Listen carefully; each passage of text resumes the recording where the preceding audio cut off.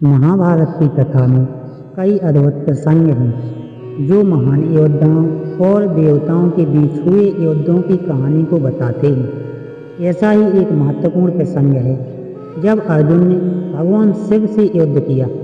यह प्रसंग अर्जुन की शक्ति, दृढ़ता और भगवान शिव की कृपा को दर्शाता है।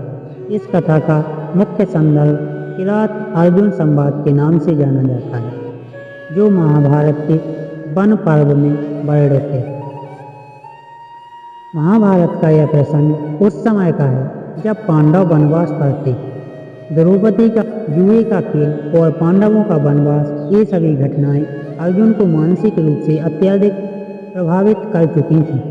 अर्जुन को यह भली प्रकार से ज्ञात था कि भविष्य में उन्हें कौरवों से युद्ध करना होगा और इसके लिए उन्हें बहुत बड़ी शक्ति और दिव्य अस्त्रों की आवश्यकता होगी। इस बात को ध्यान में रखते हुए अर्जुन ने निश्चय किया कि वह देवताओं की तपस्या करेंगे और उनसे दिव्यास्त्र प्राप्त करेंगे।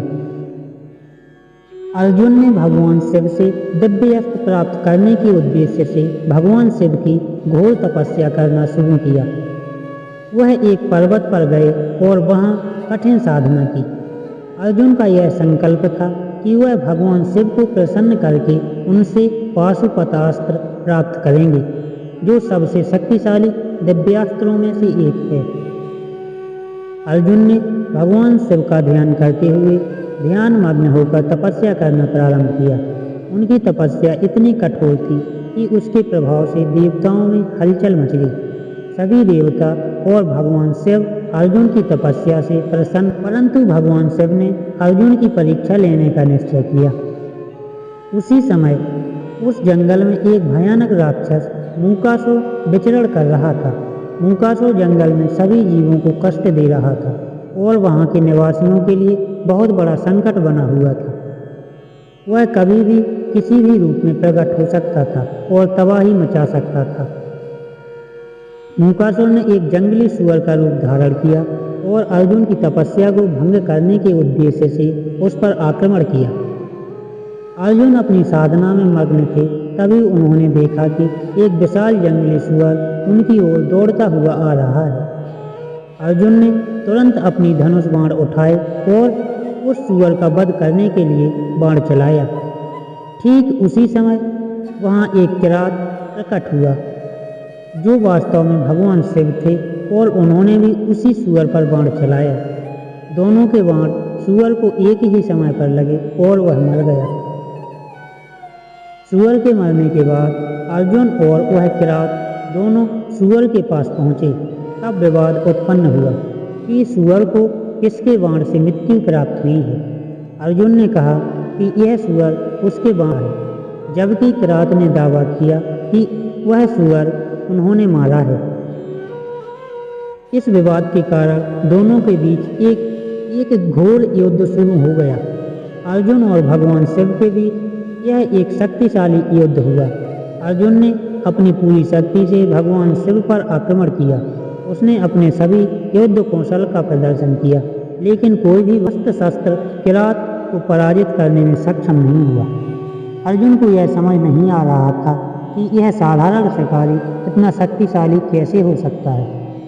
अर्जुन ने अपना अंतिम प्रयास करते हुए भगवान शिव पर हमला किया, लेकिन हर बार वह असफल रहे।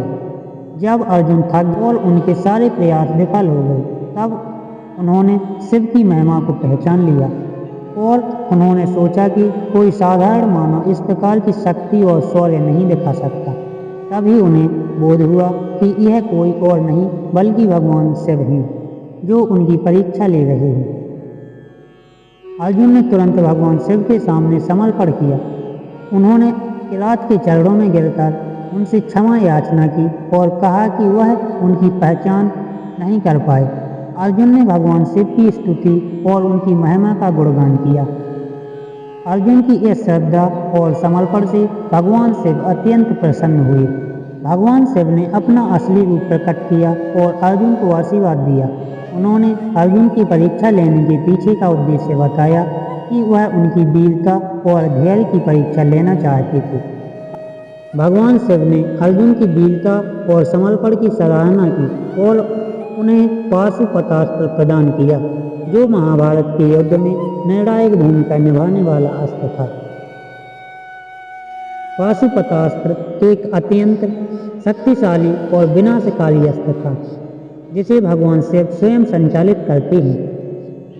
यह अस्त्र जब छोड़ा जाता है तो संपूर्ण ब्रह्मांड में विनाश हो जाता है, लेकिन भगवान शिव ने अर्जुन को यह अस्त्र देते हुए उन्हें चेतावनी भी दी थी कि इसका उपयोग केवल अत्यधिक आवश्यक परिस्थितियों में ही किया जाए, अन्यथा यह अस्त्र प्रलय का कारण बन सकता है।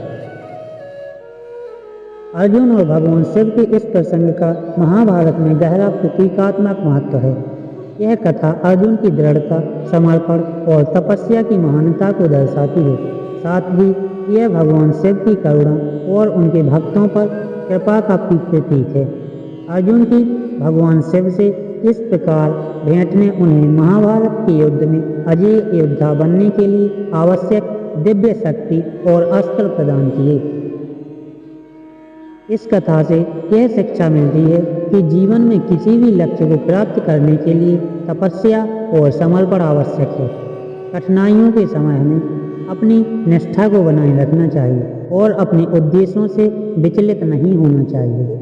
भगवान शिव और अर्जुन के युद्ध का यह प्रसंग यह भी दर्शाता है कि देवता भी अपने भक्तों की परीक्षा लेते हैं, लेकिन जब भक्त सच्ची श्रद्धा और समर्पण दिखाते हैं तब वे उन पर अपनी कृपा बरसाते हैं। अर्जुन और भगवान शिव के इस युद्ध का प्रसंग महाभारत की महत्वपूर्ण कहानियों में से एक है, जो शक्ति, समर्पण और दिव्यता के मिश्रण को दर्शाता है।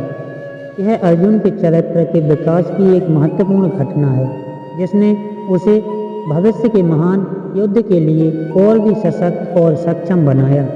इस प्रसंग से हमें यह भी समझ में आता है कि सच्चे परिश्रम, धैर्य और भगवान में विश्वास रखने वाले व्यक्ति को अंततः सफलता और आशीर्वाद दोनों प्राप्त होते हैं।